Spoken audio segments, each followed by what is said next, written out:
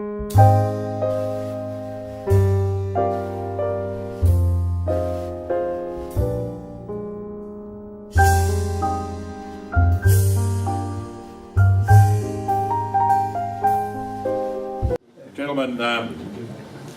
it's my great pleasure to introduce to you a fellow Order of Australia member, OAM, Bill Noonan. Bill fascinated me by having an hour's discussion one day over lunch at the Order of Australia annual meeting, and we got talking away, and he's also helped me get in touch with David Parkin too, which I very much appreciated. And I thought, what a good subject. Retirement, what retirement? And if you have a chance to buy the book, he's bought some today, they're $20 each, and he can sign them for you at the end of the show. Bill has done some remarkable things in his life and still doing them now. And I'm only going to touch on some of those. Born in 1942 in Yarraville, he and Colleen have been married for 51 years. That's a great credit to you both. 2 children, Lisa and Wade, and 4 grandchildren, and lived in Briar Hill for the last 50 years. After working as a truck driver and an aircraft refueller for 10 years, Bill became an official of the Transport Workers Union in 1974, TWU, retiring after 35 years service in 2009 with the final 15 years as branch secretary for Victoria and Tasmania.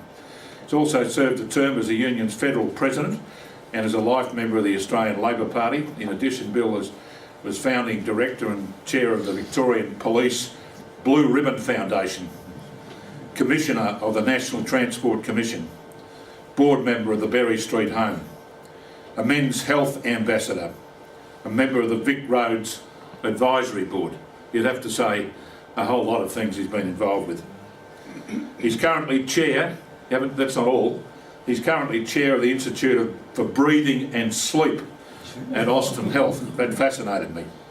Past deputy chair of the Western Melbourne Regional Development Australian Committee, chair of the Building Healthy Communities in Melbourne West Project, and for 10 years Bill has been an Australia Day ambassador. So he's really put back into the community. In 2006, Bill received the Order of Australia Medal for service on the transport industry, particularly in respect to road safety and the trade union movement. Bill is a former president, now life member of the Victorian Road Runners Club. He's run 24 marathons and is a loyal supporter of the Western Bulldogs. Yes. In 1991, Bill and Colleen established a 20-acre garden and hobby farm in the Otways. 2015, he's published the book Retirement, What Retirement? Part memoir, part regarding the value of being active in retirement. Would you welcome Bill Noonan, OAM.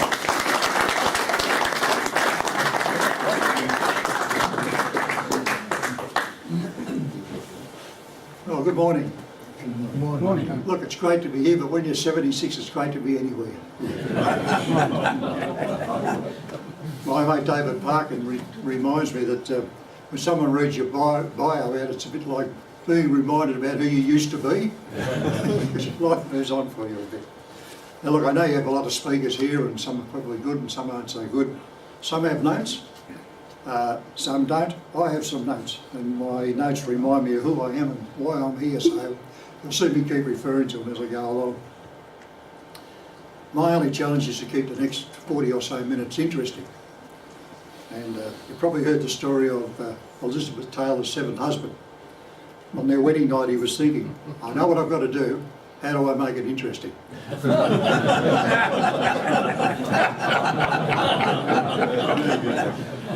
I enjoyed meeting Roger at the Order of Australia lunch. I mean, I've always had interest in sport like you guys, I suspect. I've heard Roger speaking at the Olympic Games about rowing and commentating. I think, Roger, it's a great skill that you've got to work over so many days in that broadcast and continue and keep it interesting and exciting for us. So well done, Roger. I wanted to say that to you. Thank you.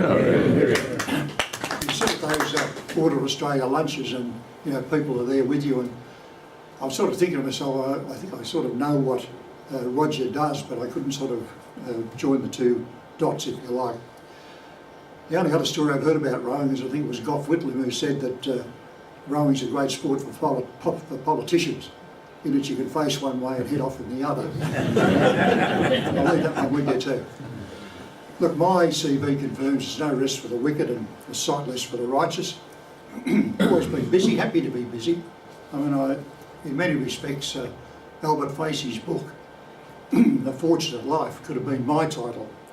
I'm happiest when I've got a project on the go and probably drive people mad around me if I've got things I'm doing. So, but when I'm writing my book, Retirement, it's my own book, I've got to say to you at this stage, had me thinking about my life as much as I can remember. And there's probably some things I'd like to forget as well. There's always been plenty going on. Roger said yes, bargain price a day $20, 2 for 40 if you want to go that far. I really need to sell some and I'll tell you why later.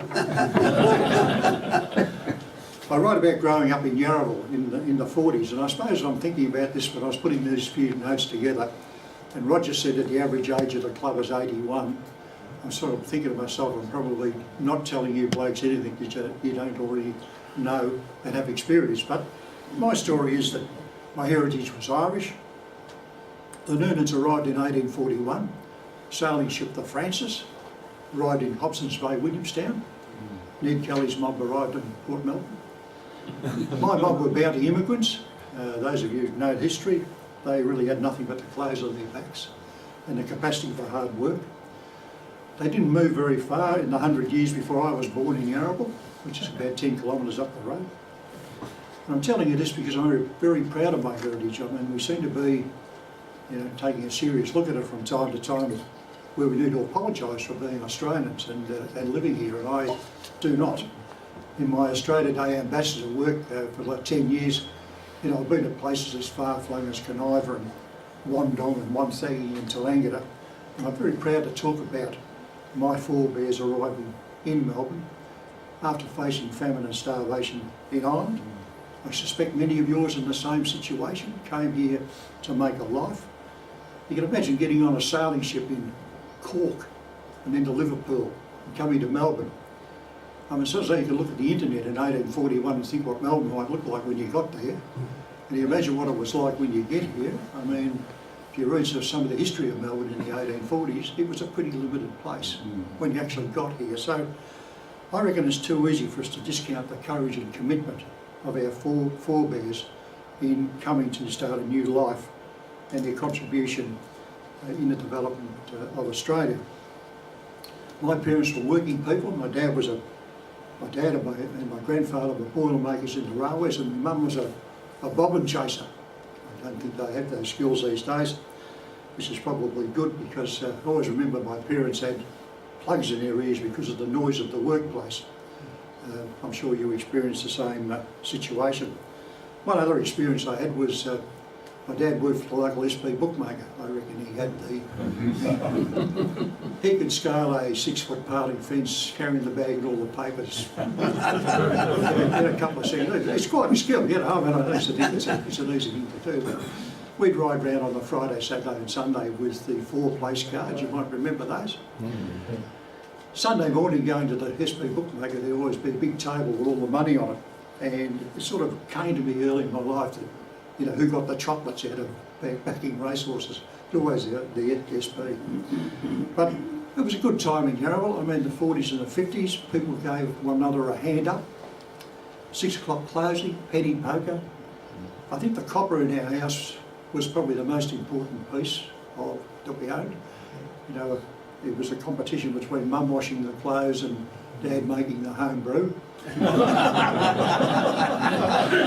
sure you've had that tension. And you've had the tension on a hot day with all the tops blowing off the bottles of home brew and the need to drink them before they all go off. That was really the time. I mean, pre-TV, people talking, people linking, people playing cards. And I think those formative years get imbued in you. And I'm sure many of you had those sort of life experiences and you carry them with you. I left school when I was 14. I don't think I was very good at school. I don't think school was very good for me. It just didn't happen.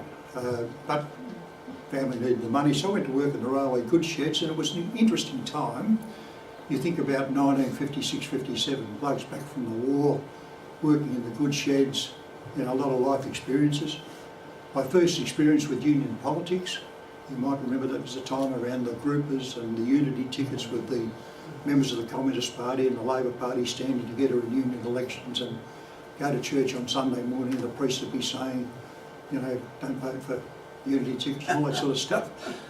You know, I think I once read the comment that all I know I found out for myself, and I think those early years were very useful to me.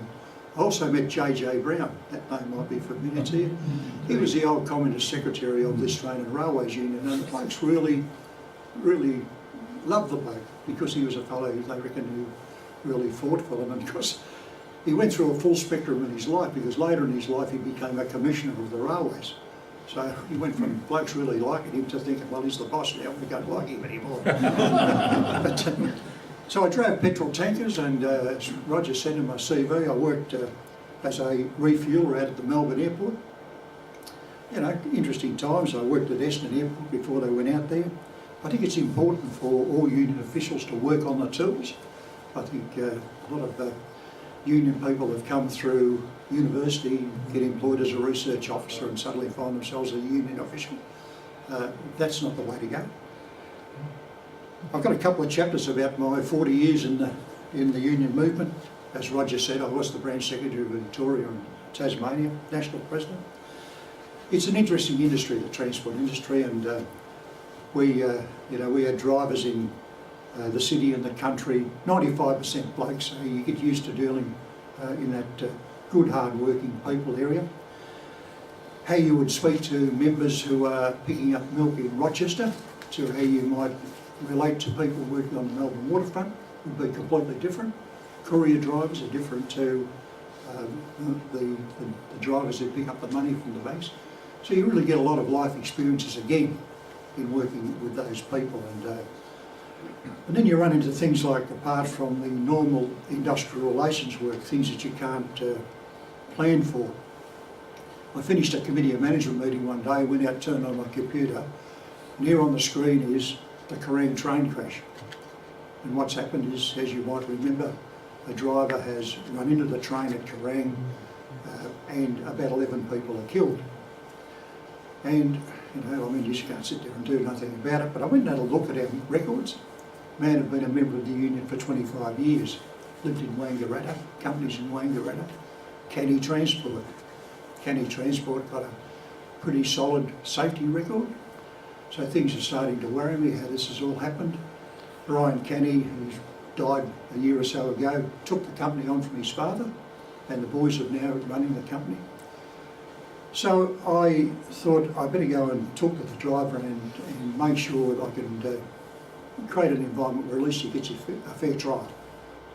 I mean, if he's been stupid and he's run into the train and killed the people, he gets charged with dangerous driving causing death, which gets him 20 years in jail, well, that's what's going to happen.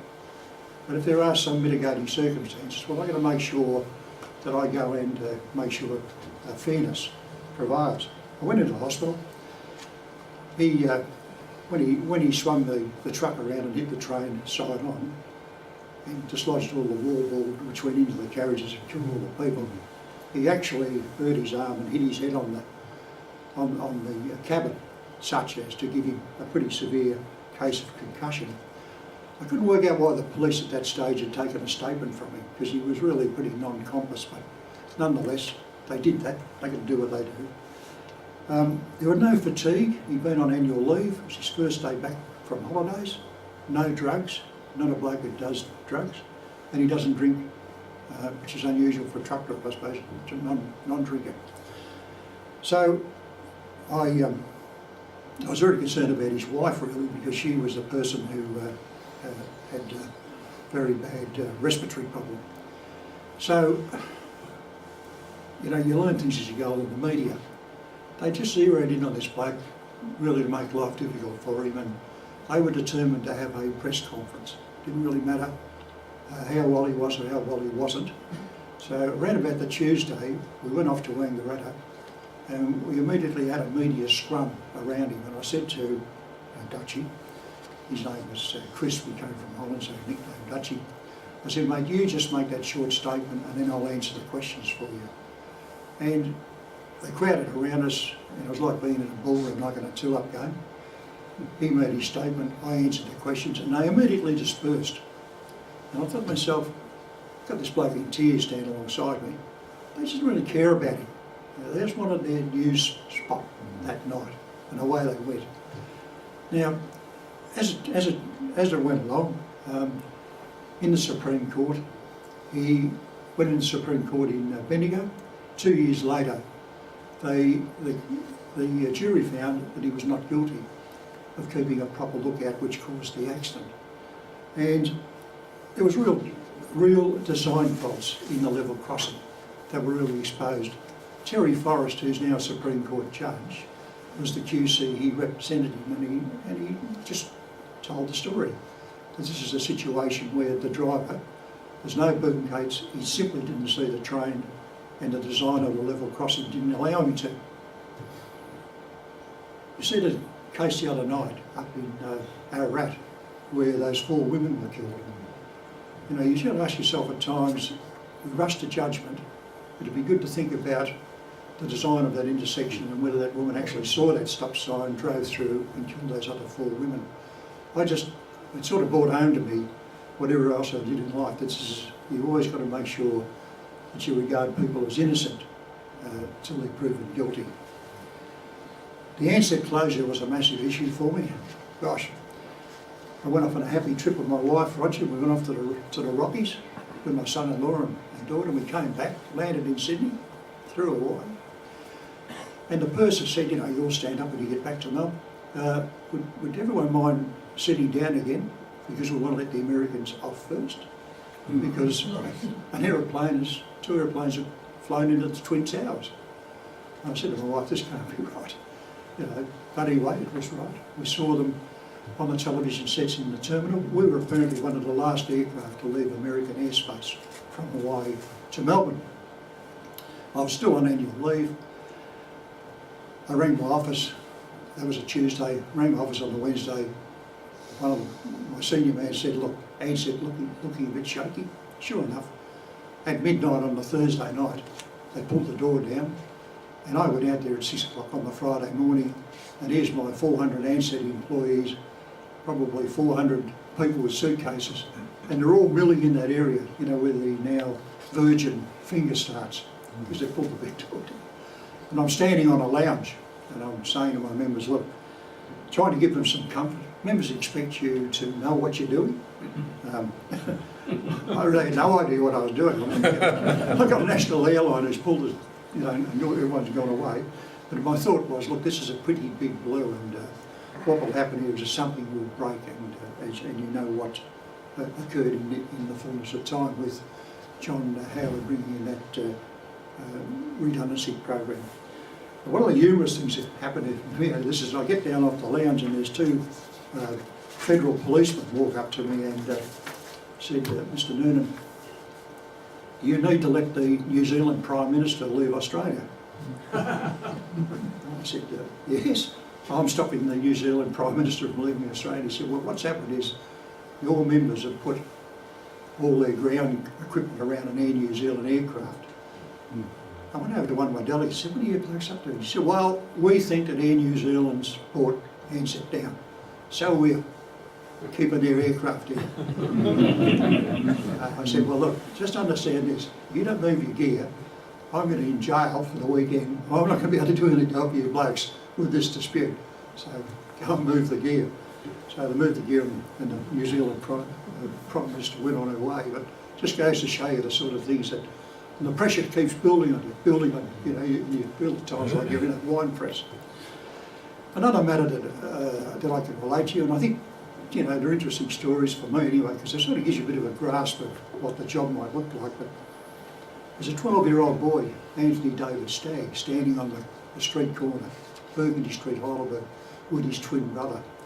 An intersection crash occurs with a truck and a car, and both of them thought they were going to stop. Simple as that. Truck entering the intersection and the car about to do a right-hand turn in front of them. They both end up crushing Anthony David Stagg against a fence. You see a picture of the boy's bike, you'd stick in your mind forever. It's in my mind forever. The coroner recommended that the transport industry get its act together. We convened all the major players. Phil Lovell, who lives down in this area, was the Executive Director of the Victorian Transport Association. We've got Vic Roads, we've got the police, we've got the TAC, and WorkSafe. And we set about producing a work guide for safe work in the transport industry. And of course, in all this comes to us, we've got to address fatigue. Long hours, hard work. Someone said to me, Bill, you're not going to get on top of fatigue in the transport industry till you get on top of sleep apnea. And I'm thinking to myself, sleep apnea? I'm not sure I've heard of sleep apnea. But as my life goes, I go out to the Austin Hospital and I run into the specialist out there, the sleep specialist, Rob Pearce, who sadly we lost in the Black Saturday bushfires. But there's Professor Mark Howard and Christine McDonald. And what we did was we developed a screen to identify sleep apnea in truck drivers. It's a screen, not a test, but a screen. And the idea was that if we could identify it, we would encourage that driver to go and link with their general practitioner and follow it through. I convinced the blokes that this was a good idea. It's a bit unusual. Normally, a union official goes into a workplace, we're talking about industrial relations matters. I go into a workplace and I'd say to the blokes, look, next Monday, I'll be back here with a doctor or a nurse and we'll all line up and we'll do our blood pressure, our sugar test, and we'll give you a screen for sleep apnea. Look, in the first instance, it was a bit colourful. You know, blokes are saying to me, what's this all about? Why are we doing this? And I'm saying to them, well, it's confidential to you. You got my word on that. And I've got to say, whatever had happened from there, I never had one driver who was disadvantaged because of the tests that we were doing. We ended up screening about 20,000 truck drivers across the board, across Australia really, because we got a link with BP and we started setting up in roadhouses on the highway. Pardon me. So this leads me to be a founding director of the Institute for Breathing and Sleep, as you would expect. And I'm now the chair. Excuse me. But I'm talking to blokes as we're doing the screening because I'm, I've been around a long time in the transport industry. I'm trusted. And blokes start talking to you about their family problems, about divorce and gambling and kids. I mean, they're interesting blokes, truck drivers. They like to be married, but they generally do it 4 times in their life. So it creates all sorts of problems with superannuation and the rest of it. But certainly a lot of depression, certainly a lot of stress and anxiety, and because the issue of suicide emerged because they're blokes who work on their own. Director of the TWU Super Fund at that stage, I went back and had a look at the previous 200 claims.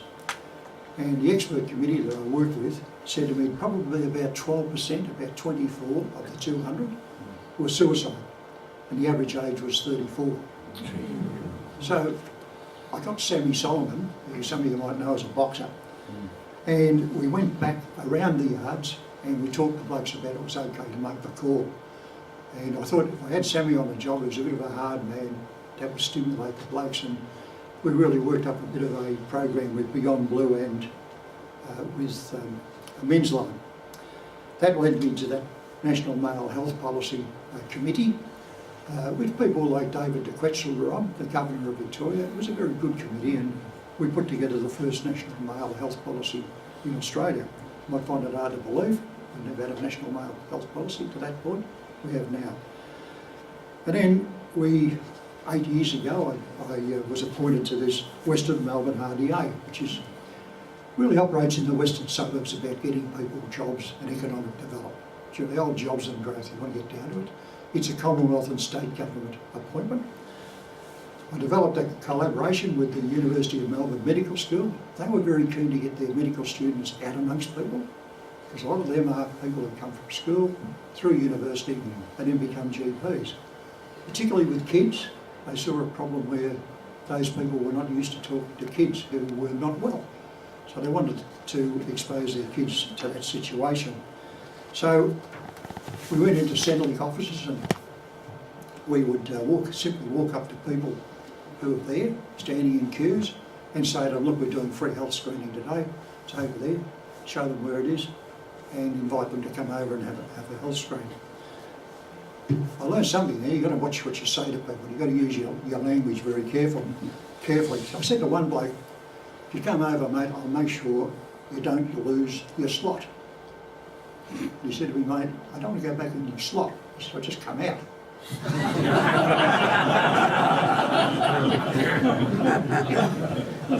Another couple of exciting days we were set up near the Centrelink, the Sunshine Centrelink office is actually next to the methadone chemist.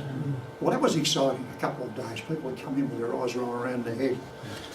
But what that led us to do, and as I said before, some things like following with my life, we figured that, look, we've found this high level of blood pressure and that in the Centrelink offices and diabetes. One bloke had a sugar level of 24, would you believe? I mean, as I stand here, I'm about 6. 24's a bit high, I think you'd agree. Took him round to the local doctor straight up. We thought what we'll do is we'll start this building community health in the West. So through the kids in schools, we'd get through to their parents. So we picked out 3 pretty difficult schools, Sunshine Harvester School, Deer Park North Primary and Derrimut Primary. There's 2,500 kids, so we had 3 big family days, and they brought their parents to the school, and we set the thing up that they had to go through the health screening area to get to the kids' teddy bear hospital. So as the parents were coming through, we could sort of triage them off to get a health screen. It was a bit shifty, but we got them. You know? And the important thing was that we're able to give them blood pressure and diabetes. These are people who are very busy people, who head off from Derrimut first thing in the morning and don't come back till late at night. I find myself, with Tanya Plevisic having me off into doing that in west of Sydney, in Blacktown, Bankstown and Liverpool. I can tell you that if you go to Liverpool Centrelink, it's a bit like going to Flinders Street Station. I've never seen so many people. Outside of my union work, Roger touched on the Blue Ribbon Foundation. I was around in '86 in the city, and those of you around who witnessed to the Russell Street bombing, I was a keen runner, as is my CV. Angela Taylor, shocking business. We decided what we'd do is we would start a fund run, and any money we made we would put into scholarships for young police officers in her name. We did that. We called it in 1988 at Princess Park. 800 people turned up who wanted to be there. And the important thing was that it sort of started as a bit of a springboard with other police murders that occurred, Tyne and Ayr, Silk and all that. So 10 years later we formed this foundation, the Blue Ribbon Foundation. I was a founding director, then deputy chair, and I was chair when I retired after 7 or 8 years. And I thought it was good work. Growth of the foundation is really a reflection of the community. I mean, Australians are very giving people. I reckon there are about 5 million volunteers in Australia. And when you're doing things like the Blue Ribbon Foundation, our first project, the fund raised us $8,000. In 2017, $2.5 million. And that led us to be able to do really good work like building a Portland heliport and new areas in the Royal Melbourne Hospital in memory of Angela Taylor. One of the really good things we did was, I said to the Chief Commissioner Graham Ashton, in 2016, that's 30 years since the Russell Street bombing, I think we should go back to Russell Street as a group, police, community, foundation, and we should run a service in Russell Street in memory of Angela, so as to, let's say that the good guys are still going to come first, irrespective of what these other characters want to do. And he agreed. He said to me, yeah, well, Bill, that's a good idea. You chair the committee, and we'll get it done. So I did that, and if you're working with the police and you want to get things done, you get things done, because they just, we worry about closing a road, they just got to put a barricade up. It all worked, but it was very important. And the good link we established with the Freemasons was good. The Freemasons were looking for a link with the Blue Ribbon Foundation, and they came on board with us to do a project in the Epworth Hospital in memory of Kennedy, Lonergan and Scanlon, who were killed by Nick Kelly's mob in Stringy Bark Creek. And later in the year, there's going to be an activity at Stringy Bark Creek to turn that area into a bit of a sacred site in memory of those three guys.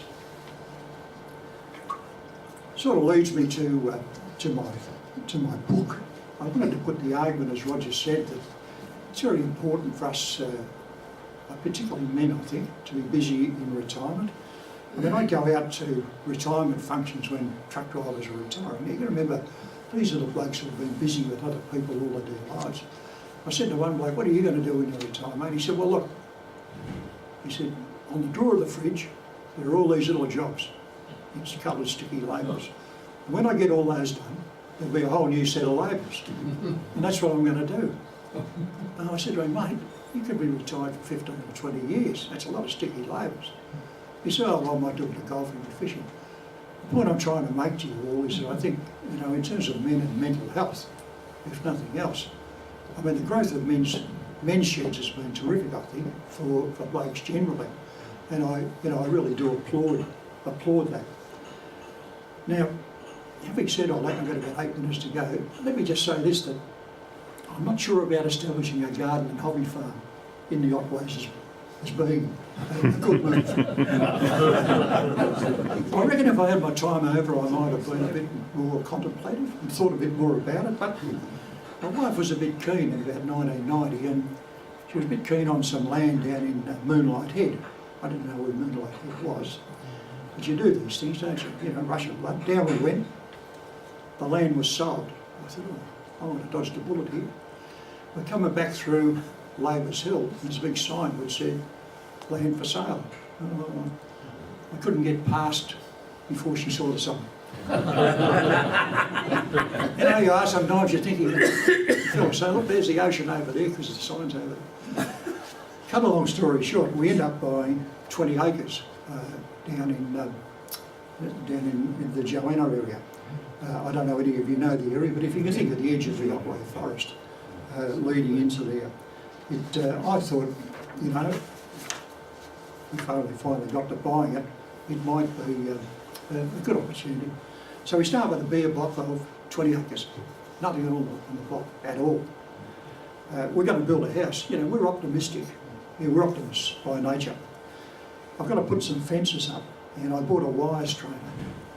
I don't know if any of you used a wire strainer. I hadn't used a wire strainer. I pulled it out of the box, and I thought, this has got to be designed by a woman. Speak freely with this, can I? I think it didn't look like anything I'd ever seen before in my life. We were very raw and we were unprepared. Real estate agent said to me, "Look, Bill, you've got the electricity on, because the wire runs right across the top of your block. And then there's a hill over here and it's got a pole and it's got the wire." I thought, well, wire's there, pole's there. He's probably telling me the truth. Talk about an innocent abroad. When we come to build the house, the electricity company said, "Yes, you've got a pole here, but it's got to be a concrete pole to put a transformer on." I said, "Oh, that'll cost you $8,000. I said, "Oh, God, too bad a body, mate, because we've got a pole." Anyway, but he said, the good news is, any new neighbours you get will help you cover the cost. We had one neighbour, and he's got solar and wind. $8,000. We get hit by ragwort. Any of you had anything to do with ragwort, you'll know that if you don't do something about it, before long you'll have a beautiful sea of yellow flowers, all lovely daisies. And you know, people say, you know, you can spray it, you can bury it. I got to tell you, it's impossible because it grows so quickly. And one year I paid $1,000 to a bloke to come and spray it. I think the next year I had more, twice as much. That's when he sprayed. So, but a fellow said to me, next door neighbour, one thing you find in the country is people always got something to say to you. He said, if you buy some sheep, they'll keep the ragwort under control because they eat the ragwort. Closest I've ever got to sheep in my life is buying a bit of tripe with my mum at the butcher shop when I was a kid. So nothing about sheep at all. So anyway, I thought, can't be too difficult. People have sheep, they've got sheep. So I bought 30 sheep. I find that they're Drysdale sheep. And I said to someone, I got a bit of wool from one, and I said to a fellow I knew at the wool exchange, "Is this good wool?" He said, well, Bill, look, it's like this. It would make very good insulation for your house. So I figured it really wasn't very good wool. But the truth of the matter was, for my 30 sheep, I need as much infrastructure as for 300. I need a shed, I need some yards, because I won't stand around and wait for you to come and do things to them. You've got to really corral them and the rest of it. So I've got my sheep, I build the shed, the farmer comes along and he says, you need a ram, because those ewes will be more settled. And I'm thinking to myself, well, he's a farmer, he probably knows these things. I said to my wife, she said, go and buy the ram. He said, I know where you can buy one. So up on the ridge, I go up with my 6x4 trailer, and I'm feeling, I'm feeling like nearly a farmer in all of this. And I get in the shed with this bloke, and there are 3 identical rams. I kid you not, they're like those old-fashioned ones that you see on the turnpike, the 27. Big horns, big, angry-looking animals they were. He said to me, which one would you like? They're the same age, he said. They're the same price, $100. I can't get a line on them. I'm not sure if I should go around and feel their testicles. I don't really think that's a good idea anyway. But anyway, he says to me, look, they're locked and loaded. They're all right, they're ready to go, mate. Ready to go. He said, they're good on their feet. I can't put them in a running race, can I? You've barely got to be able to keep up with the ewes, whatever that means. I suppose they corral them sooner or later. But I'm standing there looking at these 3, and I think, which one will they buy? I thought, I'll buy the one in the middle. So I said very confidently, I'll take the one in the middle. He said, oh, you like the one in the middle, do you? I said, yes, I like its eyes. I pass over my $100. He brings it out, he's got it by the horns, and throws it into my trailer. The old trailer's a 6x4 trailer, and it's got a cage on that's rocking and rolling, because he's not too pleased about leaving his mates. He don't know where it's going. So 10 kilometres back down the road, I pull into my place, and I open the door of the trailer, and by this stage, he's sitting down. He's not getting out. I'm not getting in there. Under those circumstances. But across the paddock, as it happens, the 30 years come running across, he thinks that, they think that there's some feed in the trailer, and they see one another at the same time. Well, they turn in perfect symmetry, and there's this rush of feet and wind, and out he comes, and he's off up the track. About 3 minutes later, back they come, they're all together, all happy, all running together. And I thought, geez, man wouldn't be dead for quid, you know. How good was this? But of course, when you think about it, the bloke who sold me the ram, he'd be in the pub that night and he'd be saying to his mates, sold a ram today to a bloke. He liked its eyes. The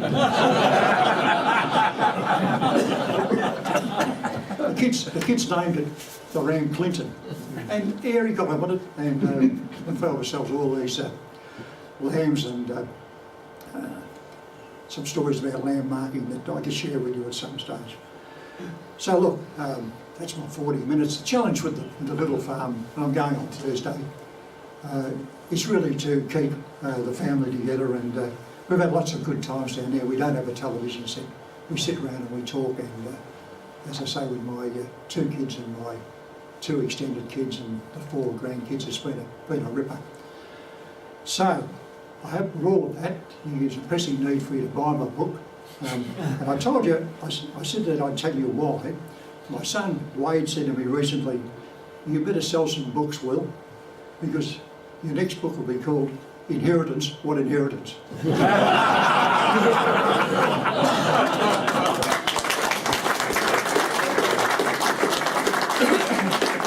That's Wade there on the right-hand side. That's your son-in-law on the left-hand side. Bill, Jeff's got the microphone, and anybody who wants to ask a question, I'll just ask one question. 24 marathons, you didn't talk about that at all, but that's an amazing feat for a man that has done so many other things as well. How did you get involved in marathon running? Well, I think the answer to that question is, in my next life I'll choose my friends much more carefully. But really, I was an active Victorian Road Runners Club member, and I had a mate who had run some marathons, and he said, "Oh, look, you'd be fit enough to run a marathon." And so I thought I'll go out and I'll try. In my first marathon, I got to the 39-kilometre mark, and I was a bit like the Tin Man, holding onto a tree, where I stood for a little while, and I thought, well, next time I do this, I'll get myself much fitter. Look, it becomes a bit of a passion after a while. I mean, one of the really good things you can do, well, I used to do in those days, was to catch the train from Melbourne to Frankston and then run back.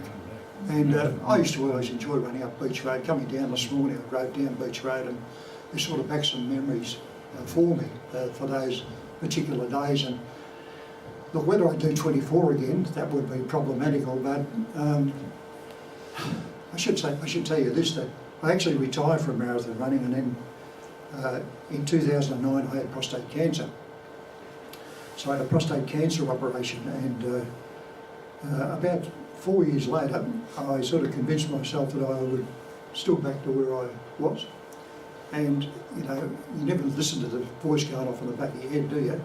So I decided to run the Melbourne Marathon, and I thought I had a reasonable preparation. I would normally run them in about somewhere between my best time 3 hours 12 and 3 hours 50. I run the one that I ran then after the prostate cancer operation in 5 hours and 56 minutes. But you did finish. I did finish, and I walked into the MCG. You know, I hold the lap record for the slowest 400 metres run around the MCG. And I walked into where all the bags were kept. You know, you'd go in the morning, you'd take your clothes and put them in a bag. And in the morning when I was there, you've got to think about this, there are about 5,000 or 6,000 people all dropping bags.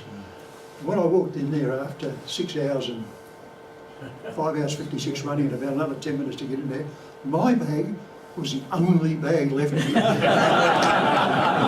What a great story. Now, questions, I'm sure. Look, there's so much stimulation there from all the things that Bill has done. Peter McGregor.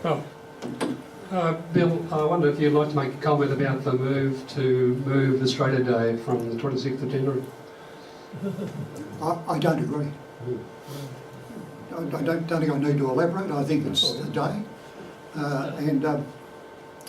My sense is that people, particularly in regional areas, are very comfortable with Australia. I've been to, as I said, everywhere from Conaiva to Harrow to Wonthaggi to Tallangatta and Wandong, and people love Australia Day on April 26th. And one of the things that is synonymous with the day is that regional areas use it to reward volunteers, and I think it happens a bit in the metropolitan area. I've only ever done more than Eltham.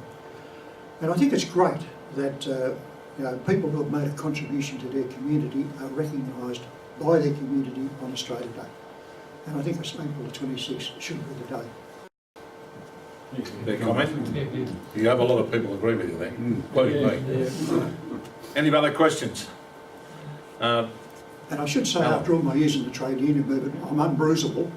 So ask me what you like. None can bruise me for Alan, Bill, all my life was in the textile industry, so I was much involved with the Textile Workers Union and Clothing Trades Union. I was just intrigued about your comment of the leadership of the union movement today. University, in as a research officer, promote. Do you think that's causing the lack of interest in the unions today, that the members cannot relate to the people that are leading? Look, I think it's a combination of things, and I mean, the sort of people I'm talking about there are very much research officers. You know, we got ourselves into this research syndrome where we should research things to death. Look, I'm an old timer, you know, I've probably got biases that other people haven't got. I think one of the problems that the trade union movement is that it was very slow to adapt to part-time work, casual work, labour hire companies, different work if you like. Because if you went back to the 60s and the 70s, majority of people employed in a company were full-time workers, but a few casuals. You go to those companies these days, a lot of them employed by casual hire, a lot of them employed by as part-time resident.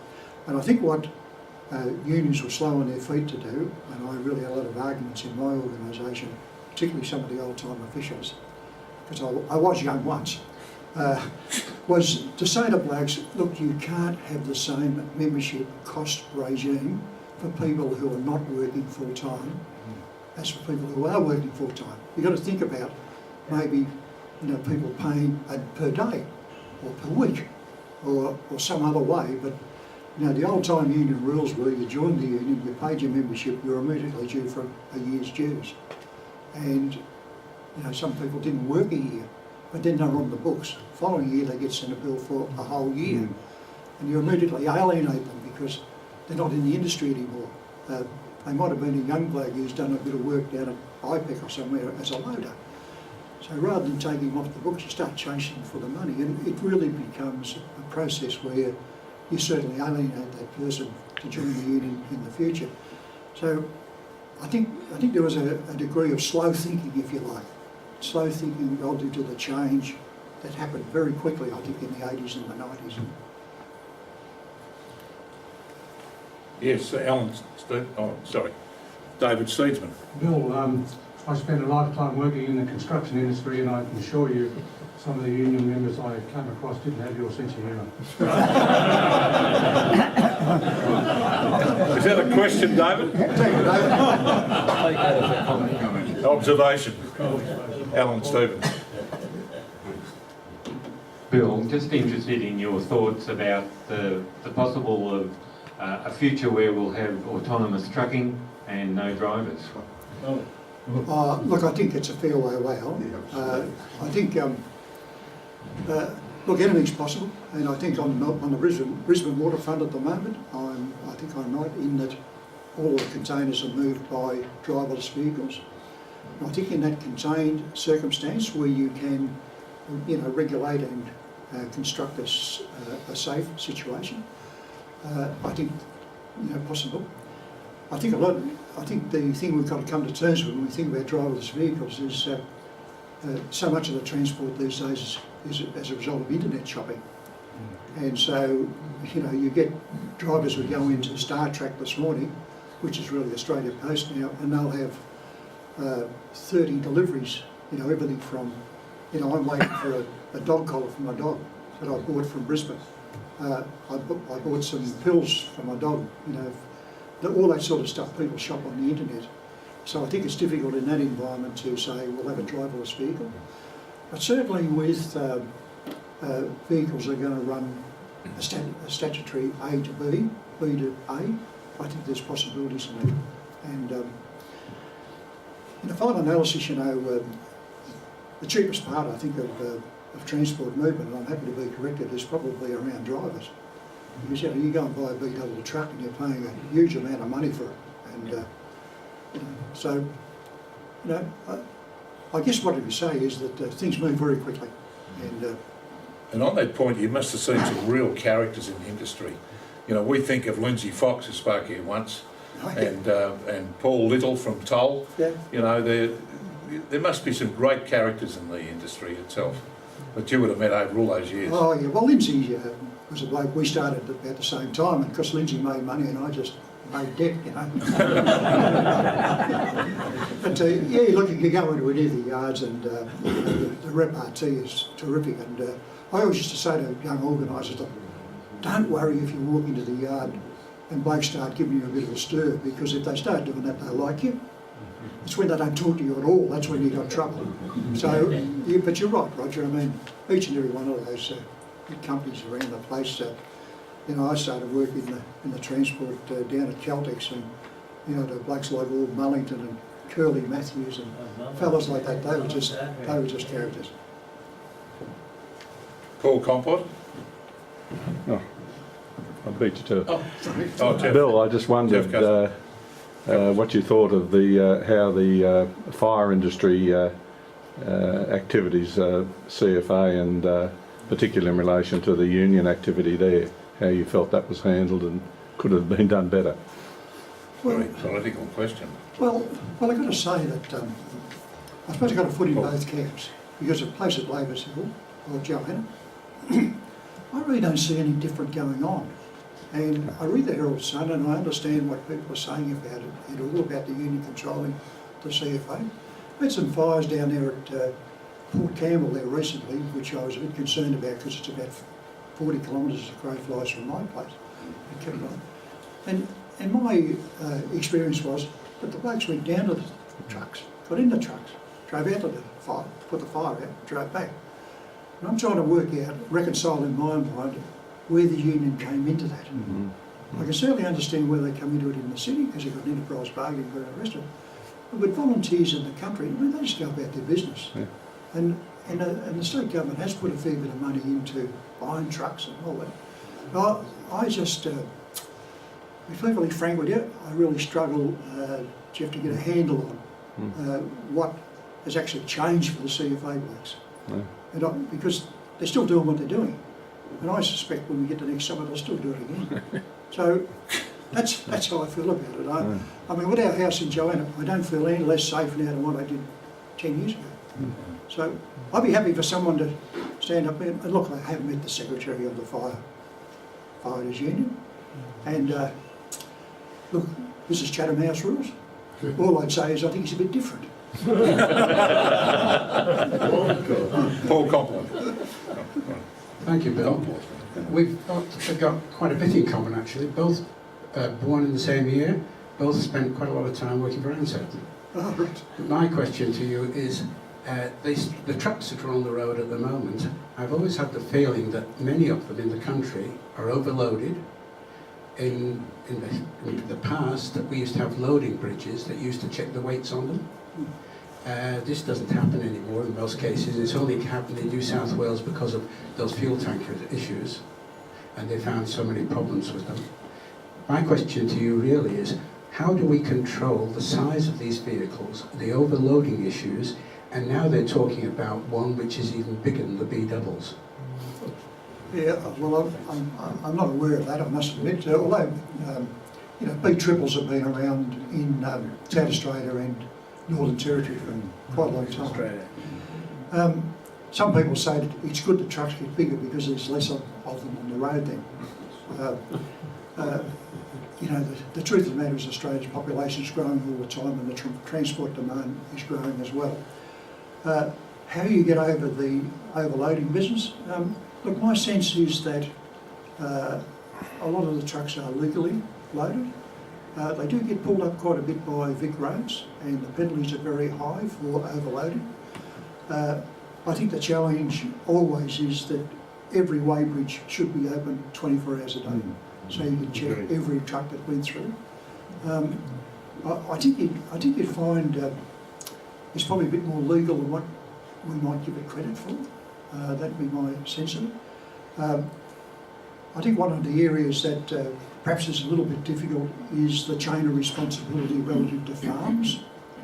Because at least if someone's leaving a grocery place here in Melbourne to go to Sydney, you've got some feel for when they've left and when they might get there. The problem in the rural areas is that they tend to be able to leave whenever they want, and there's very little you know, checking the logbook and all that sort of thing when they go into the sale yard. So that can be a challenge. But my feeling with the number of crashes that are occurring is I don't think it's increasing. I think you look at the stats. I'm not going to stand here and say I'm an expert about that, but my feeling is that there is a fair bit of jurisdiction over the transport industry. Some might say too much. I say never too much. But it's a fair question, and I think the important thing is constant monitoring. I drive up the Hume Highway. I drive past the weighbridge at Summit, and it's invariably closed. If it was always open, I would think that would be a good thing. And then you get the weighbridge at Maroon, so that people on the road, you know, and there's one at halfway to Sydney that I can't bring it in my mind. Tarcutta or something. Tarcutta. Yeah. So you really need that constant monitoring, and I think that's a good thing. That'd be how I would overcome, because you know, if they pull a truck up, they can put it over the portable scales. So if it's overloaded, it'll come straight up. You know? So I hope that helps. But look, it's something people have been trying to get away with for years. You know, overloading trucks and driving too many hours and taking pills and all of that.